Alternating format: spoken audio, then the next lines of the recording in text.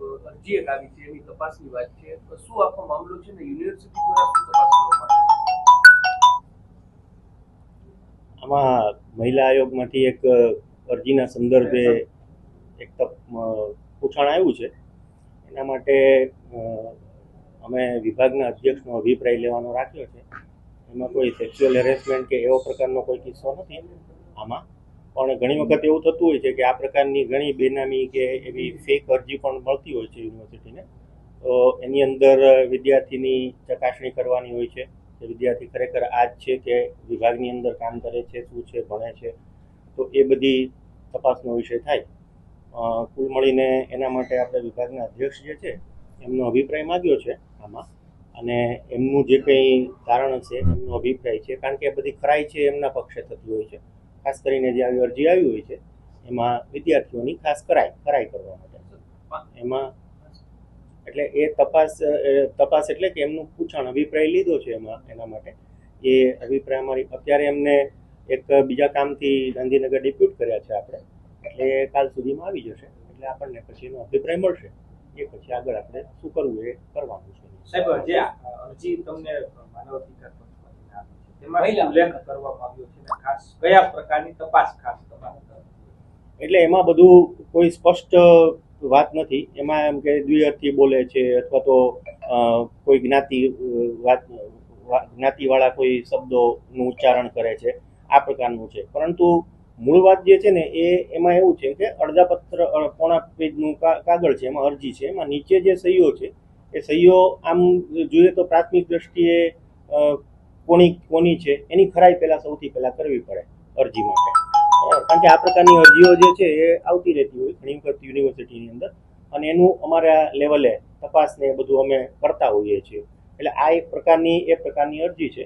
અમે એમાં અભિપ્રાય માગ્યો છે, અને જે કંઈ હશે એમાં આપણને 1-2 દિવસની અંદર વિદ્યાર્થીના નામ કેવો ઉલ્લેખ કર્યો કે પર્ટિક્યુલર આ વ્યક્તિએ અરજી કરી હોય એવું કંઈ છે?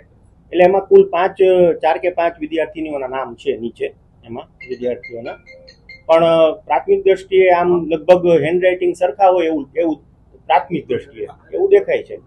એટલે એ તો હવે ખરાઈ કરે કે ભાઈ ખરેખર આ વિદ્યાર્થીઓ ભૂતપૂર્વ છે, અત્યારના ચાલુ છે, આ બધાનો અભિપ્રાય તો વિભાગ જ આપશે જે તે ભવન.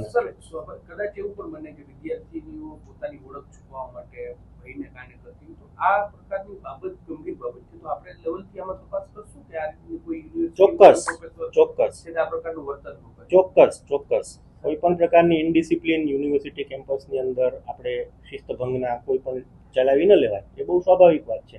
પરંતુ એટ ધ સેમ ટાઈમ આપણે કોઈ પર્ટિક્યુલર ઇન્ડિવિજ્યુઅલને કોઈ ટાર્ગેટ નથી કરતું ને, એ પણ જોવાની જવાબદારી યુનિવર્સિટી કક્ષાએ આવે છે. કારણ કે આવું ઘણી વખત થતું હોય છે કે આવી રીતે કોઈક ટાર્ગેટ થતા હોય અથવા તો કોઈના હાથા બનીને કામ થતું હોય, તો આની સંપૂર્ણ જે વાત છે એ આપણે તથ્યના આધારે શું થશે એ આપણે વિચારી અને એનું તપાસ કરવાની છે.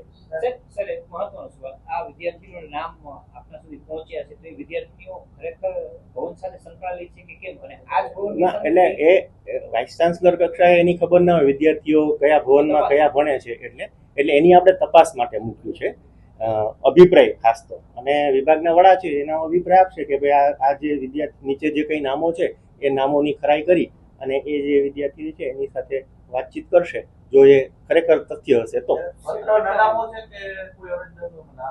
અરજદારના નામો નીચે છે, નીચે 4 નામો છે, બરાબર. હવે નામોની ખરાઈ કરવાની એ તબક્કે આપણે છીએ.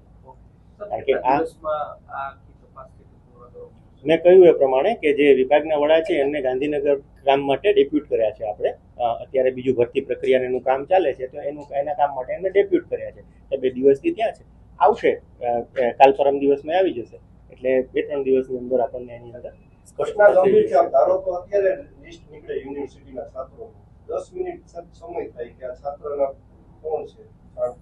આમાં એવું હોય કે જ્યારે વિભાગના વડા જ્યારે એ જ ઓથેન્ટિકેટ કહેવાય. આમાં બીજી રીતે કોઈ પણ માહિતી મંગાવીને એ પેલું નહીં થાય, કારણ કે વિભાગના વડા જે છે એ ખરાઈ કરીને આપણને આપે એટલે એ થવાનું જ છે. આ ગંભીર છે કે પેલો છે એ બધી વિષયની જાણ યુનિવર્સિટીને તો છે જ, બરાબર. એની ગંભીરતા વિશે અમે નોંધ લીધી જ છે. પણ જ્યાં સુધી વિભાગના વડા તરફથી વિદ્યાર્થીઓની ખરાઈ ન થાય ત્યાં સુધી કંઈ પણ કહેવું આ લેવલે આ તબક્કે એ ન પેલું કહેવાય. ભવનના વડા છે પ્રોફેસર થઈ છે કે પછી આ વખતે તેમને આ પ્રકારે ના એટલે એમના સામે કંઈ આ મેટર મારા ધ્યાન ઉપર કોઈ આવેલી અત્યાર સુધી મારા ધ્યાન ઉપર આવેલી નથી. હું અમારે અહીંયા હજી 2 મહિના થયા છે એટલે મારા ધ્યાન ઉપર અત્યારે કોઈ મેટર આવી નથી. આ મેટર અત્યારે આવી છે એટલે એની આપણે સામાન્ય રીતે આવી કોઈ પણ અરજી આવતી હોય અને જો કોપી ટુ મહિલા આયોગ કે કોઈ પણ સરકાર મોકલવાનું હોય તો જે તે વિભાગ છે એ આપણને અહીંયા ફોરવર્ડ કરતા હોય છે.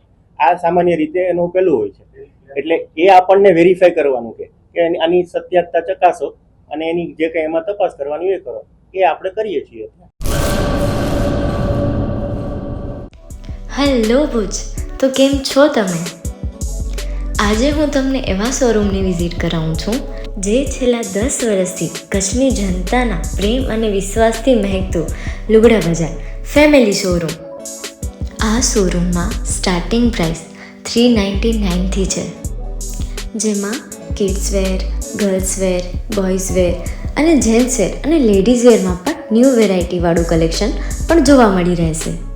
અને જેન્ટ્સ માટે વેડિંગ કલેક્શન અને કુર્તા કલેક્શન પણ બહુ જ સારું છે.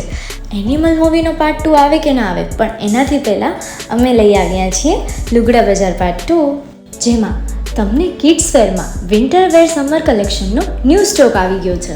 લેડીઝ વેરમાં પણ ન્યૂ ડિઝાઇનમાં kurti, top and coat set best price थी स्टार्ट थाय छे. तो जेंट्स वेर में भी मिल जाएगा boss. Leather, jacket, brand pants and check shirts, formal shirts, track pants पर बेस्ट थी बेस्ट प्राइस साथे.